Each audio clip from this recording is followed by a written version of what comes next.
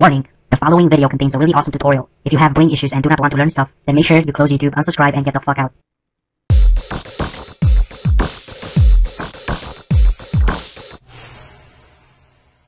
Hey, what's going on guys, Darius here, and today I have a new tutorial, and this one's going to be on making fire animals, and this works with any animal, and you can use it also for other things like people or cars, plants, whatever you want. Just to give you an idea, like you could make a fire rose or a fire butterfly or something. Just be creative with it. Okay, so let's start with the tutorial. It's actually easier than it looks. Okay, so I'm going to head on in Photoshop, and for the sake of this tutorial, I'm going to use the stock of a tiger. So I have a cutout tiger here. Make sure your tiger is also cut out, like it has no background. And to this tiger, we have to make some adjustments. So the first thing that we're going to do is desaturate it. So we're going to select the tiger layer, and we're going to go to Image, Adjustment, and then Desaturate. And now we're going to go here to the Adjustments panel here, and we're going to select Levels. And we're going to pump up the whites, pump up the midtones, pump it down a bit, and this dark levels here, the last icon here, we're going to drag it down like this. And now we're going to have to go to brightness and contrast and just lower the contrast a bit. There we go. And just make sure you have a clear black and white shape of the tiger. And now we're going to go to the adjustments panel here again, and we're going to select invert. And it's really important that your image is inverted. So now I'm going to select all the layers, holding Control on the keyboard and right-clicking them. And then now I'm going to right-click all the layers and select Merge Layers. And this is going to merge our layers. And now we have to go into the Channels panel, and while holding Control on your keyboard, and you must click this thumbnail here. You must click this thumbnail here, the RGB thumbnail, and it's going to just going to select the area of the tiger, the white parts. And I'm going to copy this, Control C on the keyboard, and I'm going to make a new file. And let's see, I'm going to select a YouTube thumb size. Doesn't really matter. This is going to be the size of your manipulation. And make sure the background is set to black when you do it. So I'm just going to grab my bucket tool, and I'm going to go to layers and fill the background with black. The black just enhances the effect more and makes it look more luminous.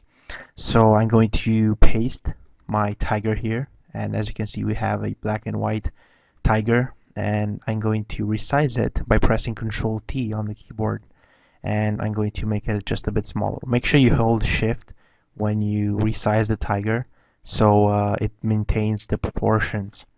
There we go. I'm going to put it here. And now the next thing that we have to do is click on this square here, and it's going to lock the transparent pixels.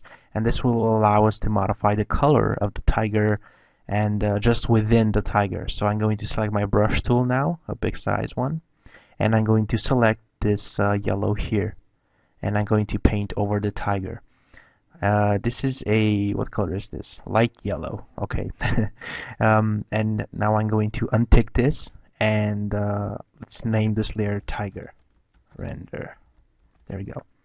And now I'm gonna have to double click this tiger render, and I'm going to go to Outer Glow and select red as a color, and I'm going to put the opacity to about 50, 51. Yeah, this should do, and then OK.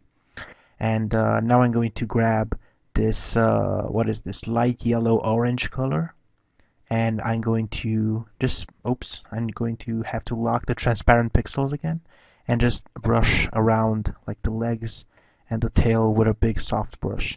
And this one's going to enhance the image a bit, just added a bit more red edges, you know. And now we can actually move the tiger about here.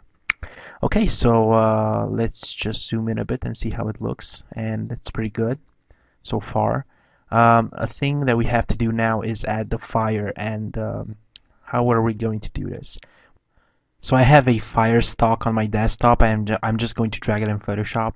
And you can just Google these; they're all over the place. Just Google for fire stocks, and you're gonna find a lot of fire. So you don't have to use this one necessarily. You can use whatever fire you want. Anyway, I'm gonna go to my channels, and I'm going to select the green channel, and I'm going to click on the circle here, and it's going to select a certain area of the fire. Now I'm gonna unhide the RGB layer here, and I'm going to go to layers, and then I'm going to make a copy of this background layer, and I'm going to press Control C on the keyboard and then Control V, and this is going to make a copy of the fire, and it's transparent now, and now we can use it with the transparency. So I'm gonna just copy all this, and I'm going to paste it on the tiger, and as you can see, it's pretty awesome, looks good, and it's transparent. Okay, now I'm going to make this a smart object so we can resize it without losing quality. And now all that we have to do is just make it a bit smaller and just paste it around the tiger.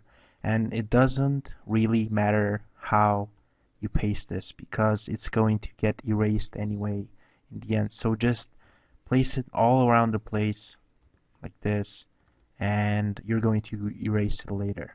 Let me just put this like here, like so. Just going to flip it.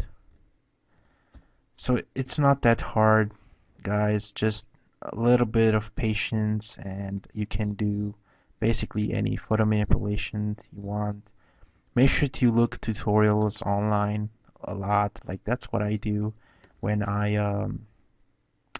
need some inspiration or I need to learn something, because when I learn to do photo manipulations and stuff, I didn't learn on my own. I got help from tutorials online and stuff. So make sure that you guys do the same. Okay, so back to the tiger now. As you can see, I pasted around it like so, and I just covered it in fire. And as you can see, I stood within the edges because uh, only the fire is going to be only around the tiger. Let me just make another copy here and just put it here where it's missing, like so. There we go. And another one here. And where else? Did we miss something? Ooh, the tail, of course. Okay. And one right about here. Okay, so now our tiger is covered in flames, and now we have to erase the extra flames that we don't need. So how do we do this? First, let's make these layers editable. So I'm going to select the last layer on top, and then I'm going to go to the bottom to the first layer, layer 1, and I'm going to hold shift and click here, and it's going to select all the above layers. It's like the file system in the Windows. Uh, that's it works on all computers, and yeah. And now I'm going to right click and select rasterize layers, and now right click again and select merge layers, and now we have the entire fire on one layer. So now I'm going to grab a soft brush tool about size 20, hardness 0, and I'm going to just erase where I don't want the fire to hit, like on the tiger's face, for example. I want it clear from the fire. And oops, I just undo that. So I'm going to just fast forward this video a bit, and I'm going to erase the parts that are not necessary, because I'm not gonna stand here for 10 minutes erasing and not seeing anything. So I'll be right back. Okay, so as you can see, I just erased the unnecessary big flames that were around the tiger, and I just left it with like this border here, and I'm just gonna hide that, and I'm going to put this on screen.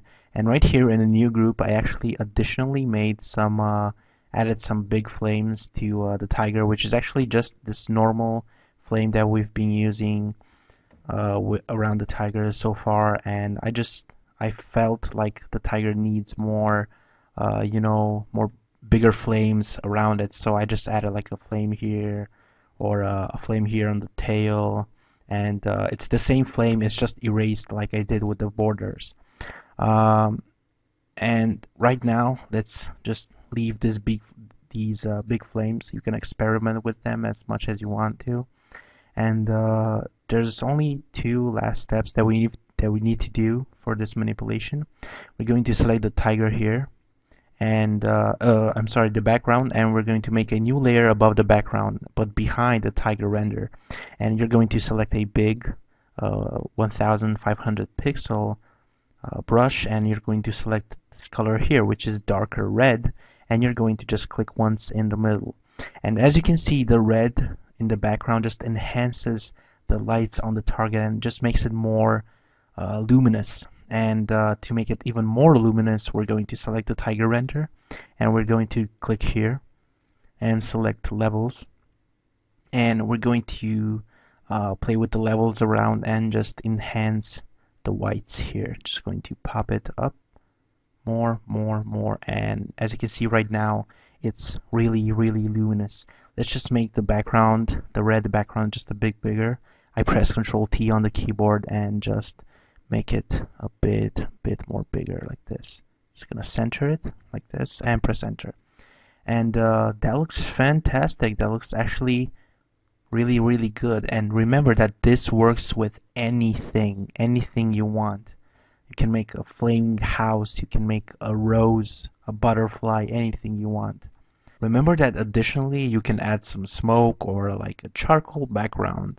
That's about it for the tutorial. I hope you enjoyed it, and I'm sorry I haven't posted a video in so long. It's because I had artist block, and it's quite a hassle for me when I have those, and it actually takes longer for me. I've had longer artist blocks, like took months, and it was horrible.